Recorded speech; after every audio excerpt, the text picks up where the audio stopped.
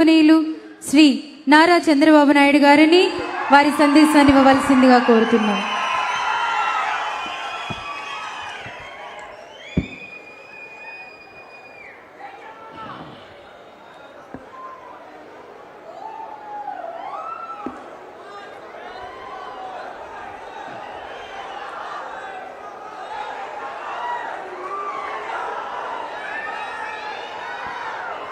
Okay, సహచర మంత్రివర్గ సభ్యులు, ఏలూరు జిల్లా ప్లానింగ్ బోర్డు చైర్మన్ అయినటువంటి నాదెళ్ల మనోహర్ గారు, సహచర మంత్రివర్గ సభ్యులు కొలుసు పార్థసారథి గారు, గౌరవ పార్లమెంట్ సభ్యులు మహేష్ యాదవ్ గారు, గౌరవ శాసనసభ్యులు ధర్మరాజు గారు, ఆప్కాబ్ చైర్మన్ గన్ని వీరాంజనేయులు గారు, ఇతర శాసనసభ్యులు, కలెక్టర్ గారు, మార్గదర్శి పసుపులేటి రామారావు గారు, మనోజ్ గారు, బంగారు కుటుంబాలు జాలాది లక్ష్మి గారు, శాఖమూరి మణి గారు.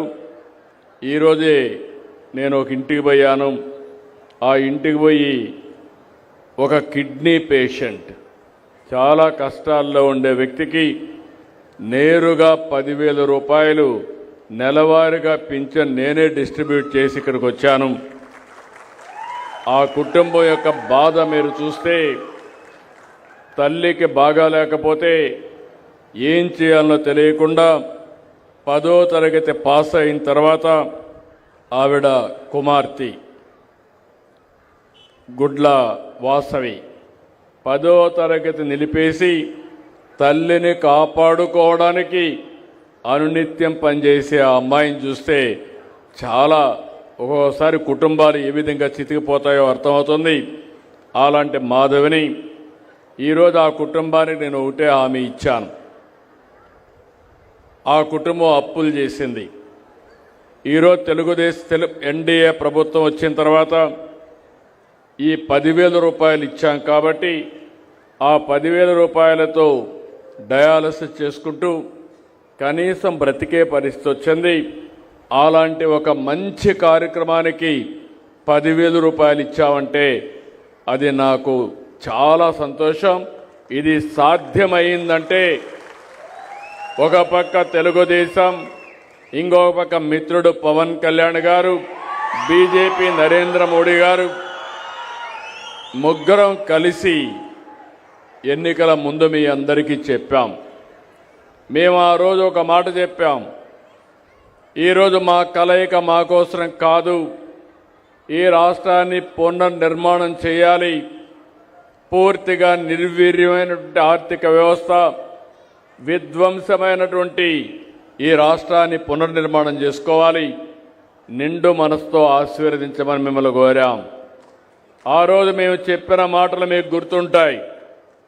ఆ రోజు మేము చెప్పింది అభివృద్ధి చేస్తాం, సమిక్షేమం ఇస్తాం, సుపరిపాలనకు నాంది పలకతామని నేను, పవన్ కళ్యాణ్ గారు, నరేంద్ర మోడీ గారు మీకు మాట ఇచ్చాం.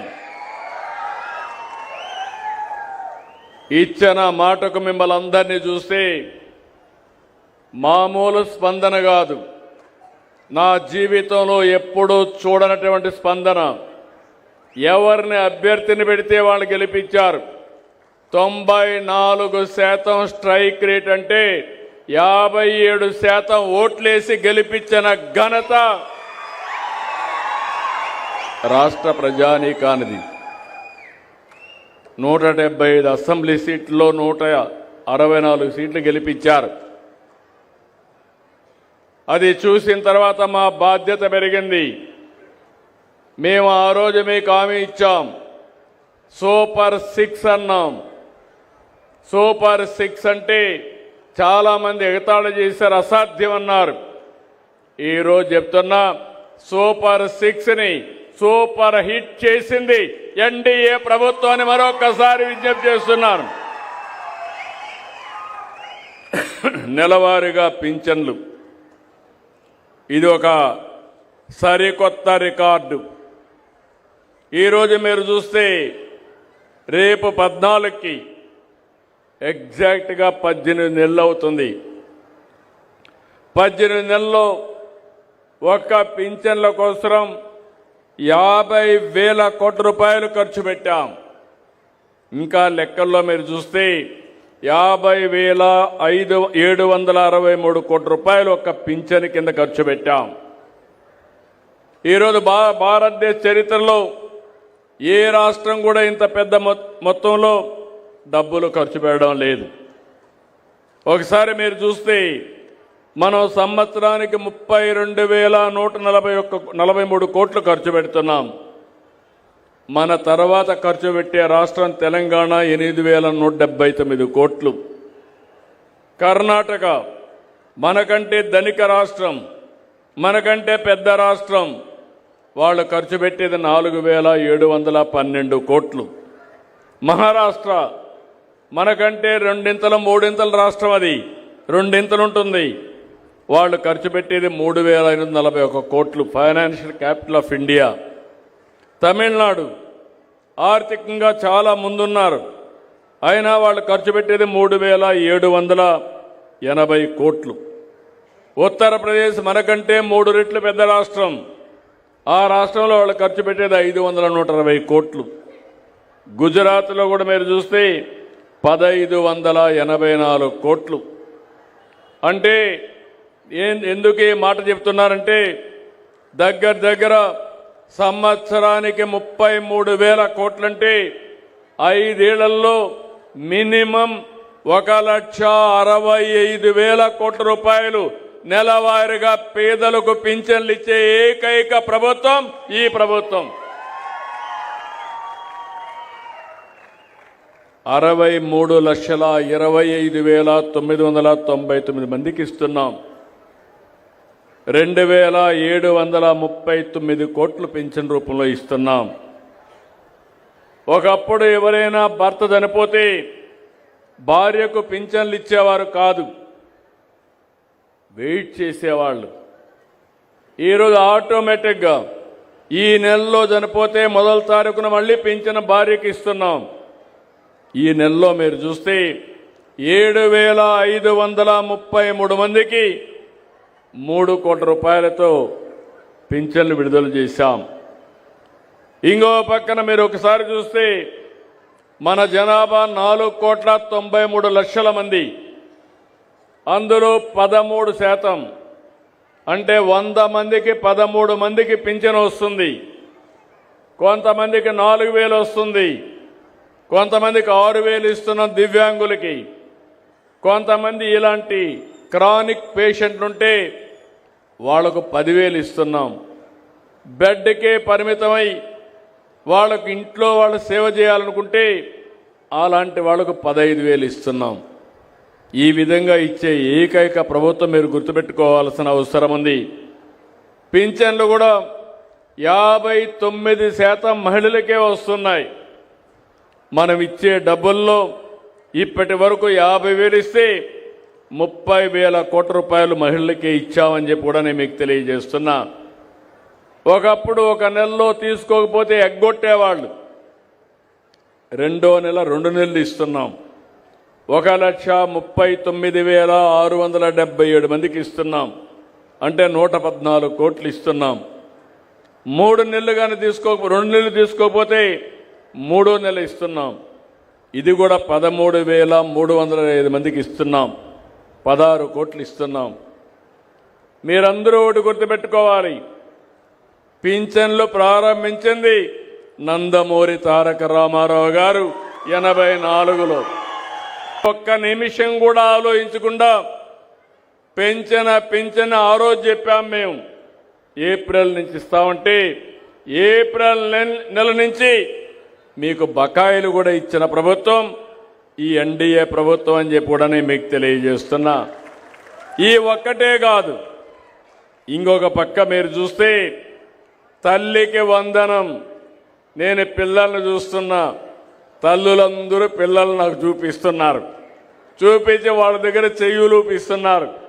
మేము గర్వపడుతున్నాం, అదే మా కమిట్మెంట్. ఈ రాష్ట్రంలో ప్రతి ఒక్క పిల్లలకు న్యాయం చేసే బాధ్యత, పిల్లలు భారం కాదు, మీకు ఆదాయాన్ని ఇచ్చే బాధ్యత ప్రతి ఒక్కరికి 15,000 రూపాయలు సంవత్సరానికి మీ అకౌంట్లో వేస్తాం. 2 పిల్లలుంటే 30,000 వేస్తాం. 5 మంది ఉంటే 75,000 వస్తుంది. నేను ఇటీవల కాలంలో చూస్తున్న ఒకప్పుడు నేను కూడా ఫ్యామిలీ ప్లానింగ్ గురించి మాట్లాడాను. జనాభా పెరగకూడదని మాట్లాడాను. ఇప్పుడు జనాభా తగ్గిపోతా ఉంది. అందుకే ఆలోచిస్తున్నాను, కనీసం ప్రతి ఒక్క కుటుంబం, ప్రతి ఒక్క కప్పులు 3 పిల్లల్ని మీరందరూ కూడా కనాల్సిన అవసరం ఉంది. ఇది నా కోసరం కాదు, ఈ రాష్ట్రం కోసరం. ఎందుకంటే జనాభా తగ్గిపోతే భవిష్యత్తులో మనం మెషిన్లకు సేవ చేయాల్సి వస్తుంది. అందుకనే మనం ఆలోచించుకోవాల్సింది, జనాభాని కానీ మనం సమతుల్యంగా పెంచుకుంటూ పోగలిగితే ప్రపంచానికి ఆదర్శంగా భారతదేశం ఉంటుంది, అగ్రదేశంగా భారతదేశం ఉంటుంది. దానికి చిరునామాగా ఆంధ్రప్రదేశ్ ఉంటుందని చెప్పి కూడా నేను మీకు తెలియజేస్తున్నా. ఇంకో పక్కన దీపం 2 మా ఆడబిడ్డలు. ఏమమ్మా, అప్పుడప్పుడు మీరు ఆలోచిస్తూ ఉంటారు ఇంకా ఎక్కువ చేయాలని. నేను అడుగుతున్నా, మీకు ఆ రోజు వంట గ్యాస్ ఇచ్చింది, సిలిండర్ ఇచ్చింది నేనే ఇచ్చాను. కట్టె పొయ్యలు పెట్టుకుని పొగంతా వస్తూ ఉంటే నా తల్లి పడిన కష్టం నా ఆడబిడ్డలకు పడకూడదని 95-90 వంట గ్యాస్ సిలిండర్లు ఇచ్చాను. ఈసారి మళ్ళీ మీరు కొంతమంది వంట చేయాలంటే ఖర్చు ఎక్కువ అవుతుందంటే మొట్టమొదటిసారిగా 3 సిలిండర్లు ఉచితంగా సంవత్సరానికి ఇస్తున్నాం. అది ఈ ప్రభుత్వం చేపట్టిన కార్యక్రమం. ఇక్కడ మా మంత్రి మనోహర్ గారిని అభినందిస్తున్నా. గ్యాస్ సిలిండర్లు కానీ, అదే సమయంలో ప్యాడీ ప్రొక్యూర్మెంట్ కూడా రైతులందరూ ఇక్కడ ఉన్నారు.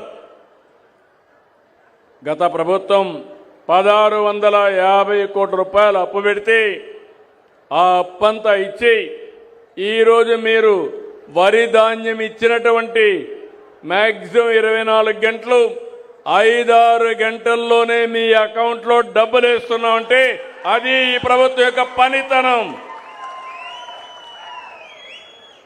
ఇది కాకుండా ఈరోజు మీరు ఒకసారి చూస్తే స్త్రీ శక్తి, ఉచిత ప్రయాణ సౌకర్యం, జల్సాగా మా ఆడబిడ్డలు ఎక్కడికి పోవాలన్నా 1 పైసా ఖర్చు లేకుండా మీరు వెళ్ళే సౌకర్యం ఏర్పాటు చేశాం. దీనివల్ల చాలా వరకు మీకు ఫ్రీడమ్ రావడమే కాకుండా మొబిలిటీ వస్తుంది. మొబిలిటీ వచ్చిన దానివల్ల మీరు బయట ఏదైనా పనులుంటే మీరు చేసే పరిస్థితి వస్తుంది. తద్వారా నాలెడ్జ్ కూడా వస్తుంది. అన్ని ఆర్టీసీ బస్సులు కళకళలాడుతున్నాయి.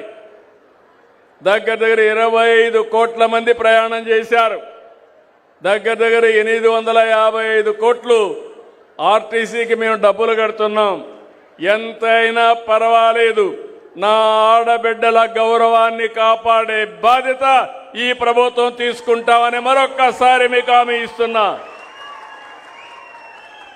మొన్నటి వరకు ఎక్కడ చూసినా మన పిల్లలు చదువుకోవాలంటే టీచర్లు లేని పరిస్థితి. 16,347 మంది మెగా డిఎస్సి సంవత్సరంలో పూర్తి చేసి అందరికీ పోస్టింగ్స్ ఇచ్చి పంపించాం. అన్నదాత సుఖీభవ. ఈరోజు 20,000 ఇస్తా ఉన్నాం. కేంద్రం 6,000, రాష్ట్రం 14,000. ఒకప్పుడు ప్రభుత్వం ఇచ్చింది 7,000 ఇస్తే దాన్ని 2 చేసి 14,000 రూపాయలు చేశాం. ఇంకో పక్కన ఈరోజు మీరు చూస్తే ఎక్కడికక్కడ అన్ని విధాల ఈ ప్రభుత్వం మీకు ముందుంటాం. ఇప్పుడే ఇక్కడుండి స్వర్ణ గ్రామం యొక్క సెక్రటరీ ఒక మాట చెప్పాడు. నేను 5 ప్రిన్సిపల్స్ పెట్టాను. రాష్ట్ర రైతాంగం బాగుండాలి, వీళ్ళ జీవితాల్లో వెలుగు రావాలి, వ్యవసాయం గిట్టుబాటు కావాలి, వ్యవసాయం చేసిన రైతు నష్టపోకుండా ఉండడానికి 5 ప్రిన్సిపల్స్ పెట్టుకున్నాం. Water security. ఒకప్పుడు నేను ఏలూరు చూసేవాడిని, వెస్ట్ గోదావరి జిల్లా, భీమవరం ఆ పక్క డెల్టాకు పోతే ఎన్ని నీళ్లు కావాలని ఉంటాయి. మెట్ట ప్రాంతాలకు వస్తే పాతాళ గంగ మారిగా చాలా కిందికి నీళ్లు వెళ్ళిపోయే పరిస్థితి వచ్చింది. ఆ రోజు ఈ ప్రాంతంలో ఉచిత కరెంట్ ఇమ్మంటే ఆ రోజు లో వోల్టేజ్ ఉంటే పరిష్కారం చేశాం. ఈరోజు ఇక్కడ అందరి రైతాంగానికి విజ్ఞప్తి చేస్తున్నా, మీరంతా పామాయిల్ వేశారు. ఆ పామాయిల్ రావడానికి కారణం ఆ రోజు నందమూరి తారక రామారావు గారు మలేషియా నుంచి తీసుకొచ్చారు. ఈరోజు అది ఒక లాభసాటిగా వాణిజ్య పంటగా తయారయ్యే పరిస్థితి వచ్చింది. మొన్ననే ఇంటింటికి వచ్చి రైతులను కలిశాం. ఎల్లుండ మళ్ళీ ఒకసారి రైతు సేవా కేంద్రాల వారిగా ఎలాంటి పంటలు వేయాలి, ఏ విధంగా వ్యవసాయం చేయాలి, మిమ్మల్ని అందరినీ ఏ విధంగా ముందుకు తీసుకుపోవాలో 5 ప్రిన్సిపల్స్తో. ఒకటి వాటర్ సెక్యూరిటీ. పోలవరం ఉంది, 3 మీటర్ల నీళ్లున్నాయి.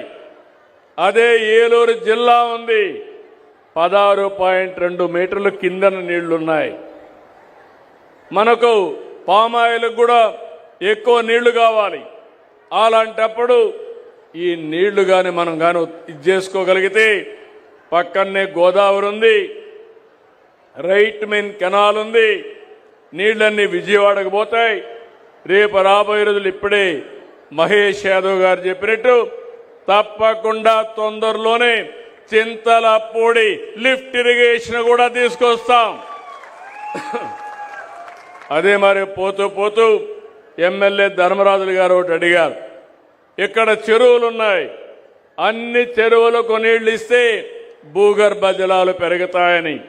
అవసరమైతే పోలవరం నుంచి రైట్ మెయిన్ కెనాల్ నుంచి మీకు నీళ్లు ఇచ్చే బాధ్యత ఈ ప్రభుత్వం తీసుకుంటామని కూడా మీ అందరికీ హామీ ఇస్తున్నా. దీనివల్ల భూగర్భ జలాలు పెరుగుతాయి, వాటర్ సెక్యూరిటీ వస్తుంది. ఇంకో పక్క మీరు ఒకసారి చూస్తే ఆహారపు అలవాట్లు మారిపోయినాయి. ఇప్పుడే నేను ఆ కుటుంబాన్ని చూశాను. ఆ కుటుంబంలో నేను చూస్తే వారి సమస్యలు కూడా నేను అర్థం చేసుకున్నాను.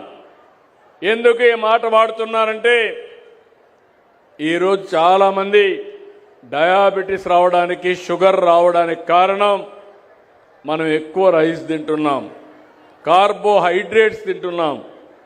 దీనివల్ల ఒక్కసారి షుగర్ కానీ డయాబెటిక్ అయితే అన్ని రోగాలకు గేట్వేగా తయారవుతుంది. ఎన్ని మెడిసిన్స్ తిన్నా ఒక్కసారి ఏమారితే అక్కడి నుంచి కిడ్నీ ప్రాబ్లమ్స్ వస్తాయి, లేకపోతే మిగిలిన అన్ని సమస్యలకు కూడా నాంది పలికే పరిస్థితి వస్తుంది.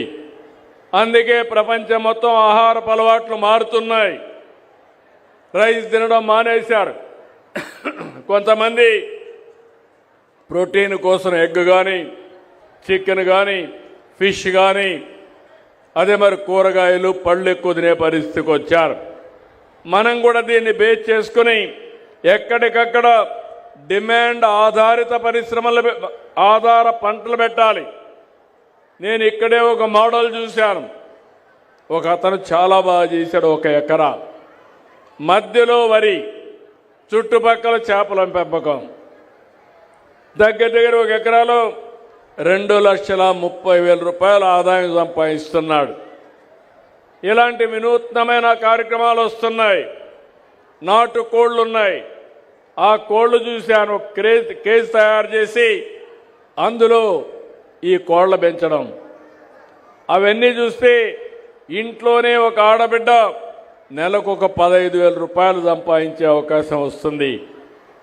అందుకే దీనికి మీకు అందరికీ పిలిపిస్తున్నా, డాక్రా సంఘాలు ముందుకు రావాలి.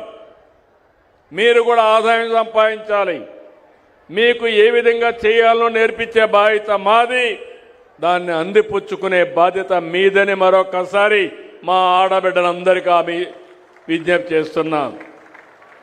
టెక్నాలజీ మారింది, అందుబాటులోకి వచ్చింది. ఈరోజు ఇక్కడ నేను చూస్తున్నాను, ఈరోజు డ్రోన్ ఉంది.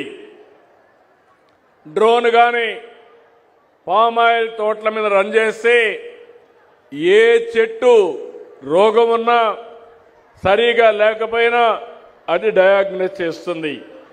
నేరుగా ఆ చెట్టునే కరెక్ట్ చేసే పరిస్థితి వస్తుంది. ఇలాంటి కొత్త కొత్త టెక్నాలజీస్ వచ్చాయి. దీనివల్ల ఆదాయం పెరుగుతుంది, ప్రొడక్టివిటీ పెరుగుతుంది, దిగుబడి పెరిగే అవకాశం వస్తుంది.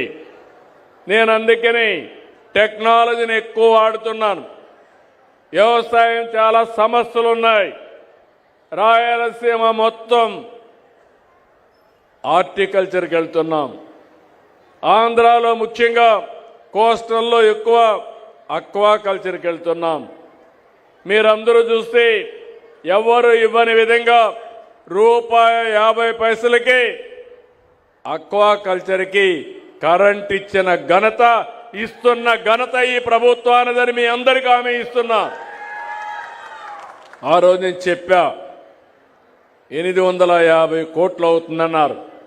ఎంతైనా పర్వాలేదు, చెప్పిన మాట నిలబెట్టుకోవాలని దాన్ని అమలు చేశాం. ఇంకో పక్క ఫుడ్ ప్రాసెసింగ్కి ఎక్కువ వెళ్ళాలి, వ్యవసాయ ఆధార పరిశ్రమలు పెట్టాలి. ఈరోజు ఒక విషయం మీరు ఆలోచిస్తే ఇక్కడ కోకో ఉంది, కొబ్బరి ఉంది, అరకులో కాఫీ ఉంది. ఈ మూడు కలిపి చాక్లెట్లు తయారు చేసుకోవచ్చు, కాఫీ తయారు చేసుకోవచ్చు, అదే మరి ఐస్ క్రీములు తయారు చేసుకోవచ్చు, స్వీట్లు తయారు చేసుకోవచ్చు. అప్పుడే ఆదాయం వస్తుంది. అందుకే మొన్న ఒక అతను నా దగ్గరికి వచ్చి విశాఖపట్నంలో C3 అన్నాడు. C3 అంటే చాక్లెట్ అంటే కోకో, పక్కన కాఫీ అరకు, మూడోది కోకోనట్. ఈ మూడు కలిపి మనకు కావాల్సిన ఆహారాన్ని తయారు చేయడానికి ఫ్యాక్టరీలు పెట్టడానికి ముందుకు వస్తున్నారు. ఇలాంటి వినూత్నమైన ఆలోచనలు మీకు రావాల్సిన అవసరం ఉంది. దానికి నాంది పలుకుతాం, సబ్సిడీ ఇస్తాం, ప్రోత్సహిస్తామని మీ అందరికీ తెలియజేస్తున్నా. ఇది చేయడమే కాకుండా ఎప్పటికప్పుడు ప్రభుత్వం మీకు అందుబాటులో ఉంటుంది. ఎప్పుడైనా ఇబ్బంది వస్తే సరైన గైడెన్స్ ఇస్తాం, మిమ్మల్ని ఆదుకుంటాం, సబ్సిడీలు ఇస్తాం. అయితే మీరు కూడా గుర్తుపెట్టుకోవాలి, అందరూ రైతులు. మనం చిన్నప్పటి నుంచి మాకు వ్యవసాయం తెలుసని బయట ప్రపంచంలో మార్పులు వస్తే మనం మారకపోతే ఏ ప్రభుత్వం కూడా ఆదుకోలేదు. ఆ విషయం మీరు గుర్తుపెట్టుకోవాల్సిన అవసరం ఉంది. రైతులకు ఇబ్బందులు ఉన్నాయి. అయితే ఆ ఇబ్బందులను అధిగమించాలంటే మీరు మేము కలిసి సమిష్టిగా పనిచేస్తే తప్ప ఈ సమస్యకు పరిష్కారం రాదు. ఈ విషయం మీరు గుర్తుపెట్టుకోవాలి. అందుకే 3వ తారీఖున రైతు సేవా కేంద్రం వారిగా ఏ పంటలు ఉన్నాయి, పంటల మార్పిడి ఏ విధంగా చేయాలి, టెక్నాలజీ ఏ విధంగా ఉపయోగించుకోవాలి, ఈ విషయాలపైన చర్చ చేస్తున్నాం. నేను ఒక మాట మీరు గుర్తుపెట్టుకోవాల్సింది, సమిక్షేమం, అభివృద్ధి, సుపరిపాలన. ఆ రోజు మాట ఇచ్చా, నేను పవన్ కళ్యాణ్ గారు చెప్పాం, అది ఈరోజు చేసి చూపించాం. 2029కి 20 లక్షల ఉద్యోగాలు ఇస్తాన్నాం. మొన్నే విశాఖపట్నంలో పెట్టుబడుల సదస్సు జరిగింది. 13,25,000 కోట్ల రూపాయలు పెట్టుబడులు పెట్టడానికి ముందుకు వచ్చారు. అప్పటికి 8,80,000 కోట్ల పెట్టుబడులు వచ్చాయి. ఈరోజు ఈ రెండు అయితే దగ్గర 24 లక్షల మంది పిల్లలకు ఉద్యోగాలు వస్తాయి. అది మా గ్యారంటీ అని మరొకసారి మీ అందరికీ హామీ ఇస్తున్నా. ప్రతి నియోజకవర్గంలో జాబ్ మేళాలు పెడుతున్నాం. 3 నెలలకు ఒకసారి జాబ్ మేళా పెడతాం. ఎక్కడ ఉద్యోగాలు ఉంటే యజమాన్యాలు వస్తాయి, ఇక్కడుండే పిల్లల్ని రిక్రూట్ చేస్తాయి. ఇంకో పక్క ఇక్కడుండే మీ అందరినీ కోరుతున్నాను, ఇక్కడ కూడా పరిశ్రమలు రావాలి. పరిశ్రమలు రావాలంటే మీలో కూడా ఆలోచన విధానం మారాలి. వెస్ట్ గోదావరి జిల్లా అంటే, పాత జిల్లా కానీ ఏలూరు అంటే మీ ఆలోచన ఇక్కడ పరిశ్రమలు రావని. అది కాదు, ఇక్కడ కూడా రావాలి. అందుకే ఇప్పుడు కొత్తగా ఒకటి తీసుకొచ్చాను. ఒకప్పుడు ఒక పాలసీ పెట్టాను, 1 ఫ్యామిలీ 1 ఐటీ ప్రొఫెషనల్ అని. 25 ఏళ్ల ముందు పెడితే ఈరోజు హైదరాబాద్ నగరానికి వెళ్తే ఆ పాలసీ వల్ల సంపద వచ్చింది. తెలుగు వాళ్ళు ప్రపంచం మొత్తం వెళ్ళారు. ఈరోజు ప్రపంచంలో ఎక్కువ ఆదాయం సంపాదించే వారికి చిరునామాగా ఈ తెలుగు జాతి ఉందంటే ఆ రోజు చూపించిన చొరవ, ఒక్క నిర్ణయం. ఈరోజు అందుకే ఇంకొక మాట అంటున్నాను, 1 ఫ్యామిలీ 1 ఆంటర్‌ప్రెన్యూర్. కుటుంబానికి ఒక పారిశ్రామికవేత్త. అది ఎంఎస్ఎంఈ కావచ్చు, మైక్రో ఎంటర్ప్రైజ్ కావచ్చు, రైతులు కావాలంటే ఫార్మర్స్ ప్రొడ్యూసర్స్ ఆర్గనైజేషన్స్ కావచ్చు. ఇవి పెట్టుకుంటే మీరు పండించే పంటల నుంచి మనం ఆదాయాన్ని సంపాదించుకోవడం, మధ్యవర్తులు లేకుండా మన పనులు, మన వ్యవసాయ ఉత్పత్తులు మనం చేసుకునే పరిస్థితి వస్తుంది. అందుకే వ్యవసాయానికి ఎక్కువ ప్రాధాన్యత ఇచ్చి అగ్రితో పాటు ఈ ప్రాంతంలో పరిశ్రమలు కూడా తీసుకొస్తాం. ఇంకో పక్క ఈరోజు మనం ఒకసారి చూసినప్పుడు ఇక్కడ ఏలూరు ప్రాంతంలో ఇప్పుడే కలెక్టర్ గారు మాట్లాడుతూ ఒక మాట చెప్పారు. 16.22 మీటర్ల లోతులో నీళ్లున్నాయి. దాన్ని పటిష్టం చేయాల్సిన బాధ్యత కూడా ఉంది. ఇంకో పక్కన ఈరోజు ఇక్కడ చూస్తే కొల్లేరు సదస్సు కూడా ఇంకొక సమస్య ఉంది. ఎన్నో సంవత్సరాల నుంచి సమస్య ఉంది. తప్పకుండా కొల్లేరు సమస్య కూడా పరిష్కారం చేసి ఇక్కడ రైతులకు న్యాయం చేసే బాధ్యత తీసుకుంటాం. ఇంకో పక్క పోలవరం నాకు 2027కి గోదావరి పుష్కరాల కంటే ముందే పోలవరాన్ని పూర్తి చేసి జాతికి అంకితం చేస్తాం. చిరకాల వాంఛ. ఒక కాటన్ గారు ధవళేశ్వరం బ్యారేజ్ కడితే ఇప్పుడు కూడా విగ్రహాలు పెట్టి పూజిస్తున్నాం. అలాంటిది రాష్ట్రానికి వెన్నెముక అయినటువంటి పోలవరాన్ని పూర్తి చేసి జాతికి అంకితం చేస్తాం. ఇదొక పెద్ద గేమ్ చేంజర్ అవుతుంది. ఈస్ట్ గోదావరి, వెస్ట్ గోదావరి పాత జిల్లాల్లో నీటి ఎద్దడనే మాటే ఉండదు. అట్లనే అందరూ వరి పంటేస్తే కొనేవాడే ఉండడు. ఈ విషయం కూడా మీరు గుర్తుపెట్టుకోవాలి. ఒక పంట తప్పదు కాబట్టి వరేద్దాం, రెండో పంట మారద్దాం. మెట్ట ప్రాంతాల్లో ఆదాయం వచ్చే పంటలు వేసుకుందాం. తద్వారా మన జీవితాలను బాగు చేసుకునే విధంగా ముందుకు పోదామని చెప్పి కూడా నేను మీకు తెలియజేస్తున్నా. మీలో ఒక విషయం మీరు గుర్తుపెట్టుకోవాలి. పోలవరం పూర్తి కావాలి. నీళ్లు వస్తే పొలాలకు విలువ వస్తుంది. నీళ్లు లేకపోతే పొలాలకు విలువ ఉండదు. ఒకప్పుడు ఇక్కడ నీళ్లు ఉండేటివి కాదు. ఆ రోజు ఇబ్బందులు పడ్డాం. తర్వాత పామాయిల్ వేసాం. ఈరోజు మీరు చూస్తే డెల్టా కంటే మెట్ట ప్రాంతంలోనే భూముల రేట్లు ఎక్కువ. అవునా కాదా అని మిమ్మల్ని అడుగుతున్నా. ఆదాయం కూడా ఎక్కువ. అది విజన్కు ఉండే ప్రభావం. అదే సమయంలో రేపు రాబోయే రోజులు మీరు చూస్తే, ఒకప్పుడు హైదరాబాద్ నేను చూశాను నా కళ్ళ ముందరని. జూబ్లీ హిల్స్ అనేది డెడ్ ఎండ్. ఆ పక్క ఏముండేది కాదు. గుట్టలు, రాళ్ళు, లేకుంటే కారు కూడా పోయేది కాదు. ఆ రోజు ఒక హైటెక్ సిటీతో ప్రారంభించాం. తర్వాత ఐటీకి ప్రాధాన్యత ఇచ్చాం. ప్రపంచాన్ని మొత్తం కంపెనీలు తీసుకొచ్చాం. చుట్టుపక్కల కావాల్సిన ఇన్ఫ్రాస్ట్రక్చర్ డెవలప్ చేశాం. ఈరోజు మీరు అక్కడ చూస్తే కోకాపేట ఒకప్పుడు 10,000 రూపాయలు ఎకరా ఉంటే ఇప్పుడు 170 కోట్లు, 160 కోట్లు ఎకరా అమ్ముతా ఉంది. అంటే అభివృద్ధి జరిగితే భూమికి రెక్కలు వస్తాయి. మనుషుల మేధాశక్తికి ఆదాయం పెరిగే పరిస్థితి వస్తుంది. అభివృద్ధి అనేది చాలా ముఖ్యం. ఈ విషయం కూడా మీరు గుర్తుపెట్టుకోవాల్సిన అవసరం ఉంది. తెలంగాణ ప్రభుత్వం 10 ఎకరాలు అమ్మితే 1355 కోట్లు వచ్చింది. ఇది మీరందరూ గుర్తుపెట్టుకోవాల్సింది. ఇలాంటివన్నీ కూడా జరిగే అవకాశం వస్తుంది.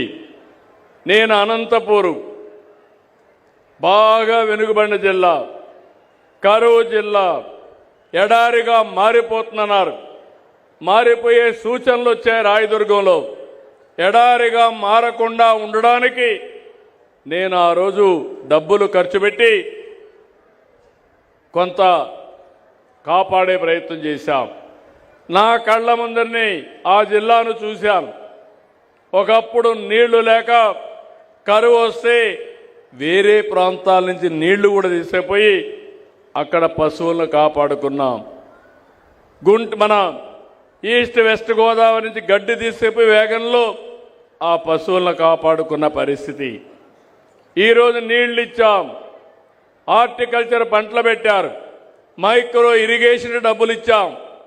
ఈరోజు అనంతపురం జిల్లా ఆర్థికంగా అగ్ర జిల్లాగా తయారయ్యే పరిస్థితుందంటే ఇది తెలుగుదేశం పార్టీ, ఎన్డీఏ, నేను కానీ మా మిత్రుడు పవన్ కళ్యాణ్ కానీ ఆలోచించే విధానం అని మరొక్కసారి మీ అందరికీ చేస్తున్నా. ఈరోజు అమరావతి ఉంది, మీరు గుర్తుపెట్టుకోవాలి. పోలవరం పూర్తి చేస్తే నీళ్లు వస్తాయి. విశాఖపట్నం మొన్నే మీరు చూశారు. విశాఖపట్నం నగరంలో గూగుల్ వచ్చి డేటా సెంటర్ ఏఐ పెట్టడానికి ముందుకు వచ్చారు. మనకు ఆర్థిక సంస్కరణలు వచ్చిన తర్వాత మొట్టమొదటిసారిగా $15 బిలియన్ అంటే దగ్గర దగ్గర 1,40,000 కోట్ల రూపాయలు పెట్టుబడులు పెడుతున్నారు. అది ఈ ప్రభుత్వం పైన ఉండే విశ్వసనీయతని మరొకసారి మీ అందరికీ విజ్ఞప్తి చేస్తున్నా. దీనివల్ల విశాఖపట్నం బ్రహ్మాండంగా అభివృద్ధి అవుతుంది. ఈరోజు విశాఖపట్నం ఎకనామిక్ రీజియన్ తీసుకొస్తున్నాం. ఇప్పుడు ఇక్కడ ఉన్నారు, 1 అవర్లో మీరు అమరావతికి వస్తారు. భవిష్యత్తులో వెస్ట్ గోదావరి పాత్ జిల్లా నుంచి నేరుగా ప్రకాశం జిల్లా వరకు అమరావతి ఎకనామిక్ రీజియన్ పెడుతున్నాం. నెల్లూరు నుంచి కర్నూలు వరకు తిరుపతి ఎకనామిక్ రీజియన్ ఒకటి ఏర్పాటు చేస్తాం. అమరావతి పనులన్నీ ముమ్మరంగా జరుగుతున్నాయి. మన పిల్లలకు ఉపాధి కల్పించాలంటే మీరు ఇక్కడ చేసే ఉద్యోగాలే కాకుండా అక్కడ ఉద్యోగాలు కల్పించే దిశగా ముందుకు పోతాం. ఆ ప్రాంతాన్ని మీరు గుర్తుపెట్టుకోవాల్సింది 2028కి ఫేజ్ 1 పనులు పూర్తవుతాయి. ప్రపంచంలోని ఒక సుందరమైన నగరంగా అమరావతిని తీర్చిదిద్దే బాధ్యత మేము తీసుకుంటాం. విశాఖపట్నం వస్తుంది, అమరావతి వస్తుంది, తిరుపతి కూడా డెవలప్ చేస్తాం. అక్కడ వెంకటేశ్వర స్వామి ఉన్నాడు. వెంకటేశ్వర స్వామి పేరు చెప్తే ప్రపంచంలో ఉండే హిందూస్ అంతా తిరుపతికి వచ్చే పరిస్థితికి వస్తారు. దాన్ని కూడా డెవలప్ చేస్తాం. కానీ మీరు పదే పదే మా మిత్రుడు పవన్ కళ్యాణ్ గారు చెప్తా ఉంటారు, రాబోయే 15 సంవత్సరాలు ఎన్డీఏ ప్రభుత్వం ఈ రాష్ట్రంలో ఉండాలనేది ఒక ఆకాంక్ష. ఈ ఆకాంక్ష అంటే దేనికోసం మీరు ఆలోచిస్తే 9 సంవత్సరాలు నేను ముఖ్యమంత్రిగా 95 నుంచి 2004 వరకు ఉన్నాను. అప్పుడే ఆ పనులన్నీ అయినాయి. తర్వాత వచ్చిన వాళ్ళు చెడగొట్టలేదు. అదే కంటిన్యూయింగ్గా పైకి వెళ్ళేది కానీ చెడగొట్టలేదు. హైదరాబాద్ ఆ స్థాయికి వచ్చింది. మీరు చూడండి, ఇదే యంత్రాంగం, ప్రభుత్వ యంత్రాంగం, ఇదే రాష్ట్రం 5 సంవత్సరాలు ఈ రాష్ట్రంలో అభివృద్ధి జరిగిందా అని మిమ్మల్ని అడుగుతున్నా. జరిగిందా తమ్ముళ్ళు అని మిమ్మల్ని అడుగుతున్నా. ఆ 5 ఏళ్లకు ఈ 18 నెలలకు తేడా కనపడుస్తా ఉందా లేదా మీకు అని అడుగుతున్నా. కనపడుస్తుందని చేలు పైకెత్తండి. అదే ఆ రోజుటికి ఈ రోజుటికి చూపించిన చొరవ. అదే కానీ ఈరోజు రోడ్లున్నాయి. అందరూ ఇక్కడ మిత్రులందరూ చెప్పారు, రోడ్ల విషయంలో మీరు చూస్తే చాలా సమస్యలున్నాయి. కడాన గుంతలు పడితే మట్టి కూడా పూడ్చలా. మన రోడ్లన్నీ ఒకసారి వేసాం, కానీ మళ్ళా వర్షాల వల్ల దెబ్బతిన్నాయి. మీ అందరికీ హామీ ఇస్తున్నా, జనవరి లోపల ఎట్టి పరిస్థితిలో కూడా రోడ్లన్నీ పార్ట్ హోల్స్ అన్ని పూర్తి చేసే బాధ్యత ఈ ప్రభుత్వానిది. ఆ తర్వాత కూడా మెరుగైన రోడ్లు ఇస్తాం, రోడ్ల వ్యవస్థ బాగు చేస్తాం. ఇలాంటి వినూత్నమైన కార్యక్రమాలతో ఈరోజు మనం ముందుకు పోయే పరిస్థితి వస్తాం. ఇంకో పక్కన నా ఆలోచన ఒకటి, తొందరలోనే ఒక వినూత్నమైన ప్రాజెక్టు వ్యవసాయానికి అగ్రిటెక్ తీసుకురావడం ఒకటైతే, ప్రతి ఒక్కరి ఆరోగ్యాన్ని కాపాడడానికి సంజీవని అనే ఒక ప్రాజెక్టు తీసుకొస్తాం. దానికి సంజీవని ఎందుకు పెట్టామంటే, దేవుడు మరో జన్మ రాముడు తమ్ముడు లక్ష్మణుడు యుద్ధంలో మూర్ఛపోతాడు. మూర్ఛపోతే మీకు చరిత్రతో తెలుసు. ఏం చేయాలని అడిగితే సంజీవని ఔషధం మొక్కంది అమ్మంటారు. ఎక్కడుందంటే నేరుగా పలాని పర్వతం దగ్గర ఉందంటే నేరుగా హనుమంతుడు అక్కడికి వెళ్ళిపోతాడు. మొక్క తెలియదు ఆయనకు, పర్వతాన్నే తీసుకొస్తాడు. తీసుకొచ్చి రాముడికి అప్పచెప్తే ఆ మొక్క తీసి ట్రీట్మెంట్ ఇస్తాడు, లక్ష్మణుడు బ్రతుకుతాడు. నా ప్రయత్నం కూడా మీ ఇంటి దగ్గరికి ప్రపంచంలో ఉండే వైద్య నాలెడ్జ్ని, మీకు ఏ సమస్య ఉంటే ఆ సమస్యకు సరి అయిన మందునిచ్చే విధానానికి నేను శ్రీకారం చుడతాం. అదే సంజీవని అని మరొక్కసారి విజ్ఞప్తి చేస్తున్నాను. అట్లని చెప్పి అందరం కూడా ఫుల్గా భోంచేద్దాం, అంతా కూడా డయాబెటీస్కి వచ్చినా పర్వాలేదు అనుకుంటే అది కుదరదు, దెబ్బతింటారు. దినానికి ఒక అర్ధ గంట కొంతమంది కష్టపడతారు, శారీరక కష్టం. కొంతమంది అది కూడా కష్టపడరు. కొంతమంది లైఫ్ని ఎంజాయ్ చేస్తాం, జాగ్రత్తగా చేస్తారు. కొంతమంది ఎప్పుడు రామ్దేవ్ చెప్తా ఉంటాడు, బాబా 120 సంవత్సరాలు తినాల్సిన ఫుడ్ని 20-30 ఏళ్ళు తినేస్తారు. దానివల్ల ఏమవుతుంది, 120 సంవత్సరాలు బతకవలసిన వ్యక్తి 30 ఏళ్లకే. అది సమస్య. అందుకే నేను ఆలోచిస్తున్నాను, క్వాలిటీ లైఫ్ ఉండాలి, జీవన ప్రమాణాలు పెరగాలి, మనం కూడా లైఫ్ స్టైల్స్ మార్చాలి.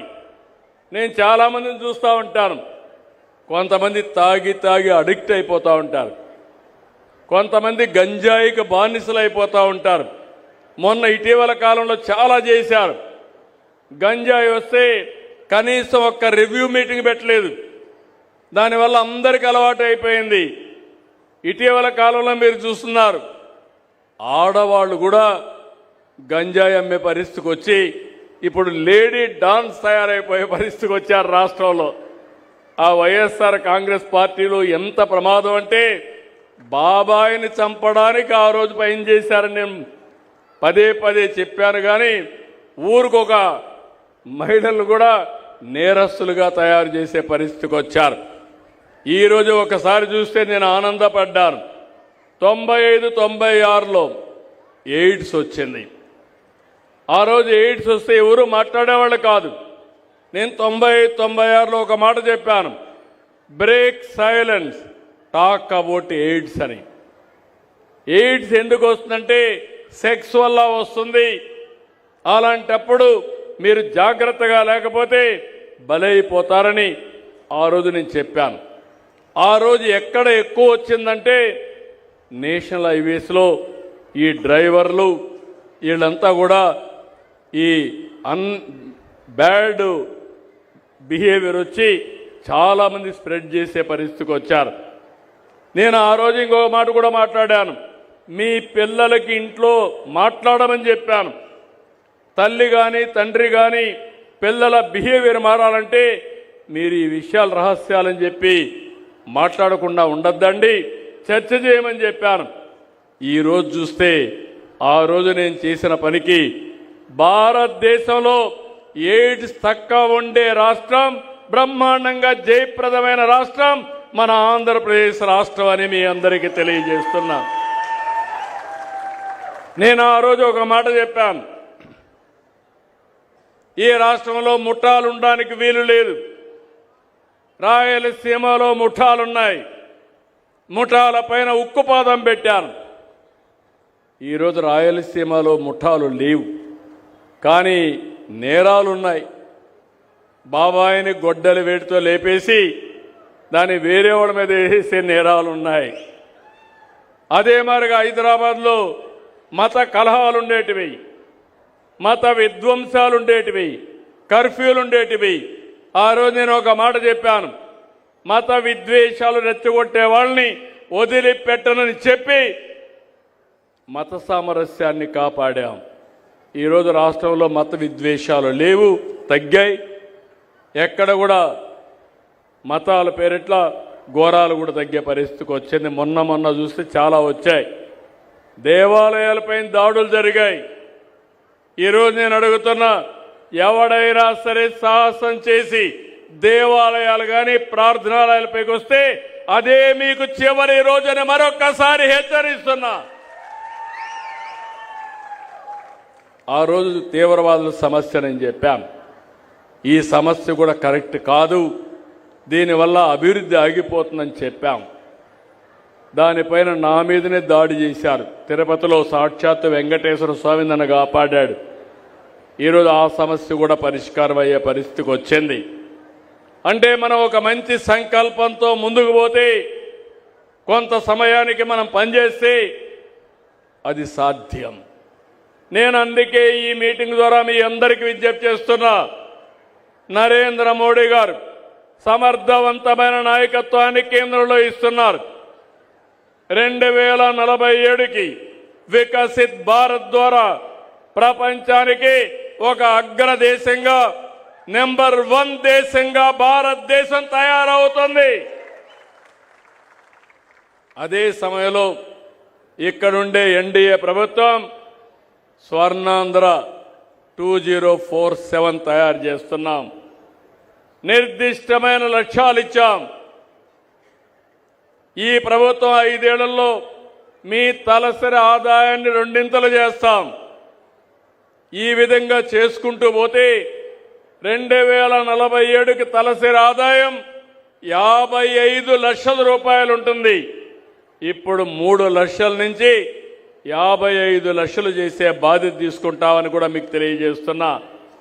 నా ఆలోచన ఒకటి, అందరు పేదరికం పోవాలి, ఆర్థిక అసమానతలు తగ్గాలి, అందరికీ మెరుగైన జీవన ప్రమాణాలు రావాలి.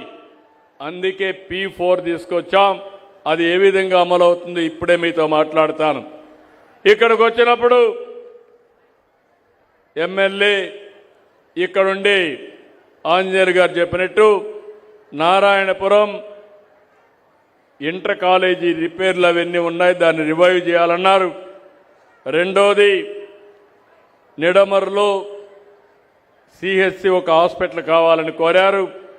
మూడోది గణపవరం BC హాస్టల్ బాగా డ్యామేజ్ అయింది, ఆ రిపేర్లు కావాలని చెప్పి అడిగారు. నల్లజర్ల టు లక్ష్మీపురం రోడ్డు ఒకటి కావాలని చెప్పి అడిగారు. ఇంకో పక్క పామాయిల్లో LT లైన్స్ అన్నీ కూడా పక్కన వేసుకోవడానికి 25% వేస్తున్నారు. అట్లా కాకుండా 2-3% కావాలని చెప్పి అడిగారు. ఇవన్నీ చేసే బాధ్యత ఈ ప్రభుత్వం తీసుకుంటాం. ఇప్పుడే కలెక్టర్ గారికి ఆదేశాలు ఇస్తున్నా, ఎస్టిమేట్స్ కూడా తయారు చేసి పంపించమని కోరుతున్నా. ఏలూరు నుంచి జంగారెడ్డిగూడెం నేషనల్ హైవే కోరారు, అది కూడా రికమెండ్ చేస్తా. అదే మరి మహేష్ కూడా పనిచేసి దాన్ని కూడా సాధిస్తారని చెప్పి కూడా నేను మీకు తెలియజేసుకుంటూ మరొక్కసారి ఇక్కడికి వచ్చినప్పుడు మీరు చూపించిన అభిమానం చూస్తున్నా. మీరు ఎంత ఆనందంగా ఉన్నారంటే ఎన్డీఏ నాయకులు మేము ఎవరు వచ్చినా నవ్వు ముఖంతో మీ ఇంట్లో మీ కుటుంబ సభ్యుడు వస్తే ఎంత ఆనందంగా స్వాగతం పలుకుతారో అంత ఆనందంగా స్వాగతం పలుకుతున్నారు. అది చూసినప్పుడు నాకు అనిపిస్తుంది దీనికంటే మాకేం కావాలని ఆలోచిస్తున్నా. అందుకే కష్టపడుతున్నాం. ఎప్పుడు కూడా ఇష్టపడి కష్టపడితే విసుగుండదు. కానీ కొంతమంది నటన చేసి కష్టపడితే అది నటనకే పరిమితం అవుతుంది. అందుకే మీకు హామీ ఇస్తున్నాం, మేము కష్టపడేది ఈ రాష్ట్రానికి. ఎన్ని ఇబ్బందులున్నా ఈ రాష్ట్ర ప్రయోజనాలు కాపాడుతాం, మిమ్మల్ని అన్ని విధాలు ఆదుకుంటాం. అల్టిమేట్గా 2047కి ప్రపంచంలోనే తెలుగు జాతి అగ్రజాతిగా తయారవుతుంది. ఆంధ్రప్రదేశ్ రాష్ట్రం దేశానికి నెంబర్ 1గా చేసే బాధ్యత మాది. దీనికి పూర్తిగా సహకరించే బాధ్యత, ఆశీర్వదించే బాధ్యత, ముందుకు నడిపించే బాధ్యత మీదని చెప్పి మీ అందరికీ తెలియజేసుకుంటూ మరొకసారి ఇక్కడ నేను చూశాను గుడ్ల నాగలక్ష్మి, ఆ అమ్మాయి కిడ్నీతో బాధపడుతుందని చెప్పాను. అలాంటి కుటుంబాలు చూసినప్పుడు చాలా బాధేస్తుంది. సమస్య పరిష్కారం చేయడమే కాకుండా ఆ కుటుంబం అప్పుల పాలైంది. కలెక్టర్కి ఆదేశాలు ఇచ్చాను, టోటల్గా అప్పులన్నీ తీర్చే బాధ్యత ఈ ప్రభుత్వం తీసుకుంటాం. అదే సమయంలో ఇల్లు కూడా మధ్యలో ఆగిపోయింది, ఇల్లు కూడా పూర్తి చేయించే బాధ్యత తీసుకుంటాం. వాళ్ళ అబ్బాయి ఎంసీఏ చేస్తున్నాడు, టీసీఎస్లో పనిచేస్తున్నాడు. అతనికి కూడా మెరుగైన ఉద్యోగం ఇప్పించే బాధ్యత కూడా తీసుకుంటాం. అదే సమయంలో వాసవికి ఒక డ్రోన్ ఇప్పించి ఆవిడ ఆదాయం కూడా ఒక 25,000 రూపాయలు వచ్చేట్టుగా చేసి, అంతేకాదు ఆ అమ్మాయి కూడా ఈ సంవత్సరం ఇంటర్ పరీక్ష రాస్తుంది, తర్వాత డిగ్రీ రాస్తుంది. అందరితో సమానంగా చదువుకొని పైకొచ్చే విధంగా తీర్చిదిద్దడం కోసం కలెక్టర్కి ఆదేశాలు ఇస్తున్నా. అలాంటి కార్యక్రమాలు కూడా చేయమని. వాళ్ళ తండ్రికి కూడా సరైన ఆదాయం లేదంటే ఒక ఐస్ ఫ్యాక్టరీలో పెట్టి కనీసం ఒక 25,000 రూపాయలు నెలకొస్తే అతను కూడా బాగుపడతాడు. ఇవన్నీ చేస్తామని చెప్పి హామీ ఇస్తూ నేను ఒకటి ఆలోచిస్తున్నా, ప్రతి ఒక్క కుటుంబాన్ని ఆదుకోవాలని, మీ కష్టాలు వీలైనంత వరకు తీర్చాలని మీరు కూడా సహకరిస్తేనే సాధ్యం. అట్లా కాకుండా మీరు సరిగా పనిచేయకుండా అన్నీ మీరు చూసుకోండి అంటే మేము ప్రయత్నం చేసినా అది అసాధ్యం అవుతుంది, అసంభవం అవుతుంది. మీరు కలిసి వస్తే దారి చూపేయడానికి మేము సిద్ధంగా ఉన్నాం. కష్టాల్లో ఉండే వాళ్ళందరికీ సంక్షేమ కార్యక్రమాలు ఇస్తాం, నిరంతరం ఇస్తాం. అదే సమయంలో మన ఆదాయాన్ని పెంచుకుంటే తప్ప సంక్షేమ కార్యక్రమాలు కొనసాగించలేము. ఈ విషయం కూడా మీరు గుర్తుపెట్టుకోవాల్సి కోరుకుంటూ చాలా సంతోషం. ఈ మీటింగ్లో మిమ్మల్ని చూస్తే చాలా ఆనందంగా ఉంది. ఇదే స్ఫూర్తితో ముందుకు పోదాం. తప్పకుండా అన్ని విధాల మిమ్మల్ని ఆదుకునే బాధ్యత మాదని మరొకసారి తెలియజేసుకుంటూ అందరికీ నమస్కారాలు. జై హింద్, జై భారత్, జై తెలుగు తల్లి. 1 మినిట్. ఇక్కడ ఒక 2 కుటుంబాలు 2 నిమిషాలు మాట్లాడిస్తాం. బంగారు కుటుంబాలు 2 సమస్యలు ఉన్నాయి, వాళ్ళిద్దరిని మాట్లాడించే మార్గదర్శుల్ని